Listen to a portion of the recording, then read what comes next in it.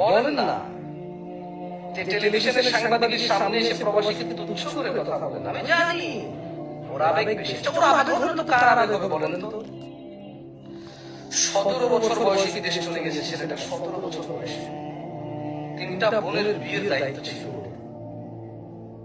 যারা বাংলাদেশের দরিদ্র সীমার গণনায় আসতো, 17 বছরের ছেলেটা বাপ মা ভাই বোন আত্মীয় স্বজন, ক্রিকেট ফুটবল ক্যারাম ব্যাডমিন্টন, শীতকালে গরমকালে পুকুরে ডুব দেওয়া, সাঁতার কাটা, হ্যাঁ সবকিছু কোরবানি করে বিদেশে চলে গেছে 17 বছরের ছেলেটা।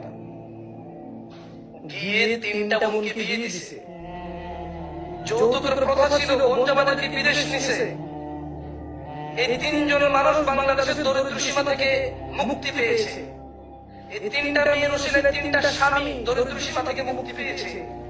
ওই 3টা স্বামীকে বিদেশ না যাওয়ার পরে, আমি জানি অন্যায়, যৌতুক দেওয়া অন্যায়, যৌতুক নেওয়া অন্যায়, হারাম ইসলামে, বাট প্রথা ছিল।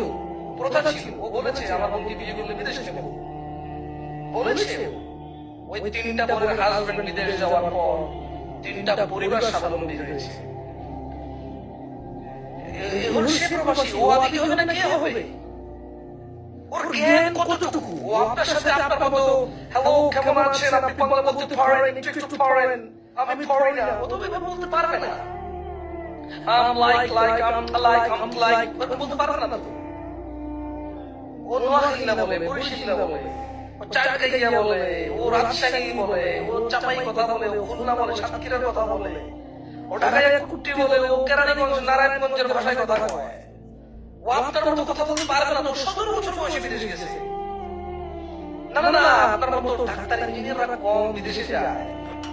বাংলাদেশে বহু মানুষ গিয়ে কোয়ালিফাইড হয় না। এখানকার টেকনিশিয়ান ওখানে টেকনিশিয়ান হয় না। এখানকার প্লাম্বার ওখানে প্লাম্বার হয় না। ইনফ্যাক্ট অনেক ক্ষেত্রে এখানকার ডাক্তাররা ওখানে ফার্মাসিস্ট হয় শুরুর দিকে। যারা আমাদের দেশে ডাক্তারি করে, সবার কথা বলছি না, কেউ বিদেশ ভিন্ন জিনিস তো, বাংলাদেশের মতো না তো।